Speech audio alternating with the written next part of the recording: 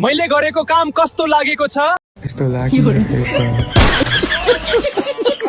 Hello Balen दाई, के हो अनि सुकुम्बासीहरूको घर चाहिँ सबै भत्काल्नु हुने हो? तर किन नि दाई गुण्डागर्दी गर्नु पर्यो हैन? गुण्डागर्दी गर्नु पर्यो? प्रधानमन्त्री भएर त्यस्तो काम गर्नु हजुरलाई लाज लाग्दैन?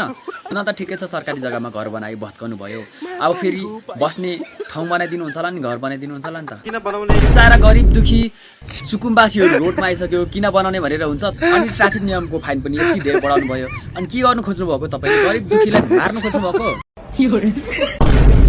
के हो यार? चुनाव अगाडि यसरी बोल्ने? हामीले यही कार्यकालमा सुकुम्बासी समस्या समाधान गर्छौँ, यही कार्यकालमा सहकारी समस्या समाधान गर्छौँ। अनि चुनाव पछाडि के गरेको छ? बाइलनले के गर्छ? त्यो तेल निकालेर तरकारी पकाउने हो मारो। के बालन ठिक लाग्छ? सबैजनाको लुटिसक्यो, के ठिक लाग्छ? बालेन पनि लुट हो। लुटेन त पसलवाला मान्छेको पनि उठाएर लिएर जान्छ, यो साइकलवाला त कुरै छैन। पालन सरकार त चोर हो, म त चोर हो।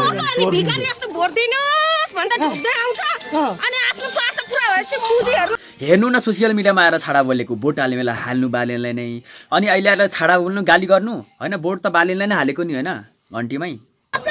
घन्टीलाई भोट हालेको सबैभन्दा बढी भोट सुकुले हालेको क्या। भोट हाल्यो आज घन्टीले हामीलाई यस्तो गर्ने। बालेन साललाई भोट हालेको अब रिग्रेट हुँदैछ होला तल हैन?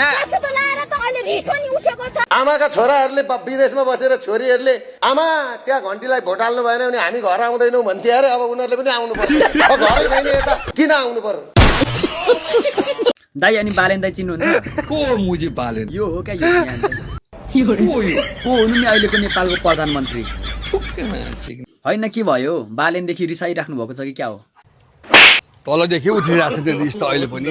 बालेन र प्रचण्डमा चाहिँ हजुरलाई को राम्रो लाग्छ नि? गाउने हात कहाँबाट कम्पेयर गरे यो? प्रचण्डै सुन्या तपाईहरुले खोज्या के जसले युगान्तकारी परिवर्तन ल्याउने नेतृत्वलाई जहिले पनि गाली गरेछ? गर्ने त माछा तैले देश बिगारेछ।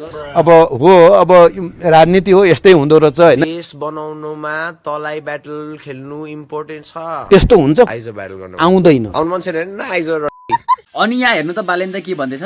सरकार यस्तै आमाका पोइ के साह्रो भिखारी घन्टीको छोरा मलाई कति गाली गर्छ? अनि यो पब्लिकले तपाईँलाई गाली गर्छ नि, यो गालीलाई चाहिँ तपाईँले के को रूपमा लिनुभएको छ नि? प्रमोसन हुनु हो हैन? त्यसलाई चाहिँ मैले कहिले पनि गलत रूपमा लिएको छैन। ठिक छ, मान्छेहरूले चर्चा गर्नुहुन्छ, मान्छेले चर्चा त गर्नु पर्यो नि त। अनि त चर्चा त गर्नु पर्यो दाई, अलिकति घन्टे सरकारलाई चर्चा गरिदिउँ त। लाडो जस्तो घन्टे सरकार।